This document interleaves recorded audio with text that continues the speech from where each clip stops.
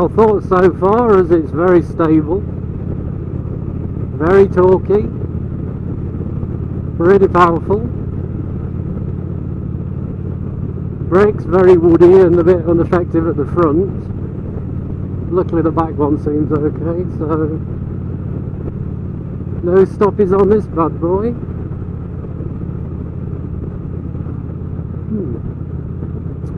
Oh, I'm all bunged up. Sorry for clearing my throat, people. There's so many bugs about at the moment.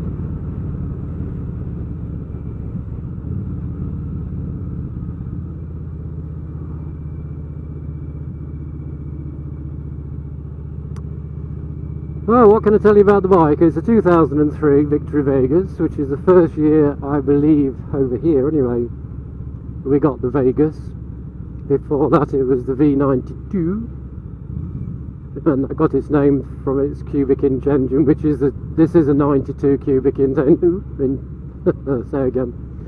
This is a 92 cubic inch engine, which equates to 1500 and something cc's. But it's not the same engine on the V92.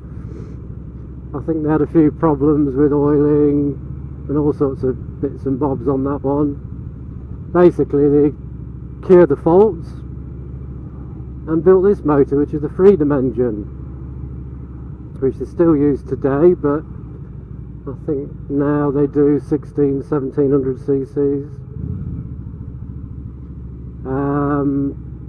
As I say, this is the first year of the Vegas, I believe, and you may be able to correct me if you're a Victory aficionado. I'm not, it's only just what I've read, looking at the old road tests and things.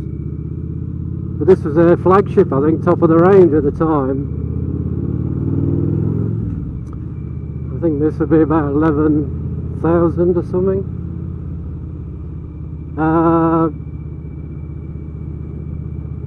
I don't know if this is factory standard wheels, but it's got the alloys on. I know if they're an option or £1,000. It's got a few extras like the screen and the saddlebags, but excuse me.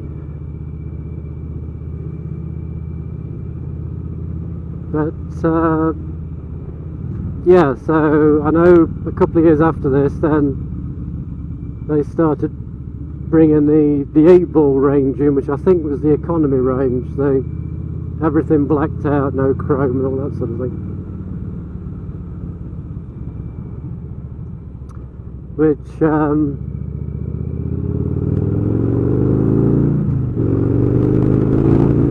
let's have a bit of fun, hang on.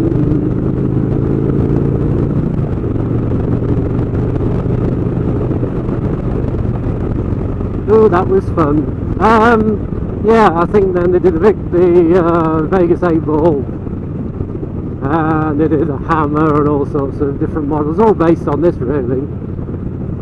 Different width tyres and shaped mudguards, a bit like what Harley Davidson do with their models, you know, just sort of put different tanks and stuff on.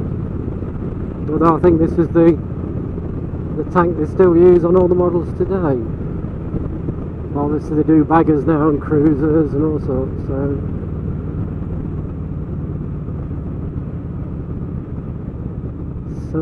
I think the only Vegas now they make, I think, is the 8-ball, which, as I say, is the cheapest over the line. So, and obviously they're big cruisers now, the flagship ones.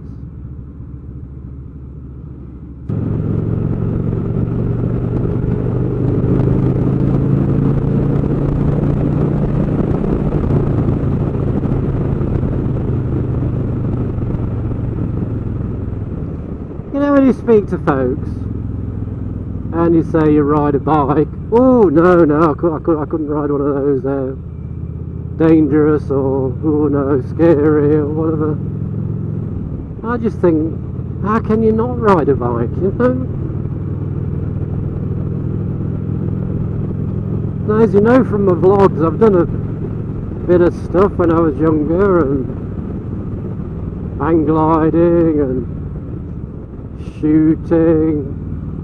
I even did a few years scuba diving, which I'll probably talk about in another vlog sometime. Some of it pretty dangerous, some of it maybe not so dangerous as others, but although, you know, throwing yourself off a cliff at a few hundred feet or swimming in a lovely clear sea, looking at beautiful fishes is also exhilarating. I wouldn't swap any of it for this. Really wouldn't. This can be as safe, as dangerous as you like, really. It can be as relaxing or as tense as you like. It's just a bloody fantastic hobby.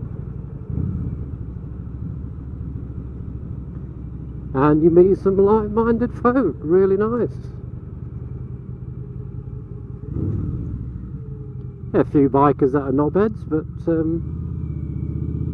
most of them are pretty groovy people.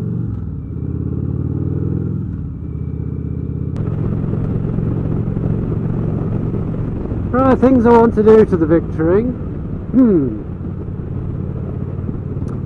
I think I'll get a bigger screen for when I go touring. Don't know if I'm going to go touring this year, but if I do, a bigger screen is required. Driver backrest would be pretty groovy. I mean, this is a Porsche, and it's a nicely scalloped seat, and it does come to the top of you, well, to the base of your spine actually, so it is quite supportive there. So far, and I've only ridden it 20 miles, so I can't really say how comfortable it is, but it seems okay. Little firm, but no, comfortable. So I may change it for a gel seat if the needs dictates.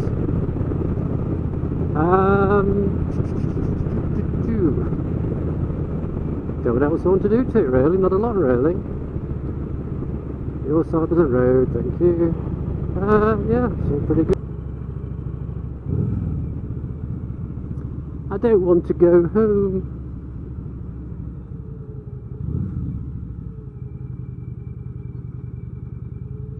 And I'm just noticing the clutch is a little bit heavy for me, but I thought that about the RD when I first got it, and I think it's one of those that you just get used to it. I will have to knock the tick over back a bit, it's doing my head in.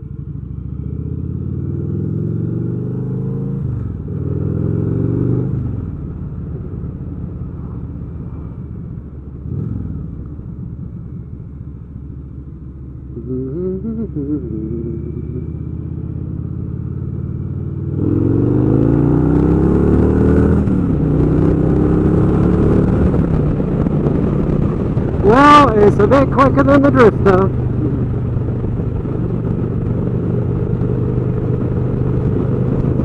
I only bought it to keep up with Gavin the Skeggy Cruiser. I shall raise it, that's better. You'll probably sound humid again now. Oh, it is cold on the mush. Anyway, motorcycle fans, you take care, stay safe and groovy, and see you next time.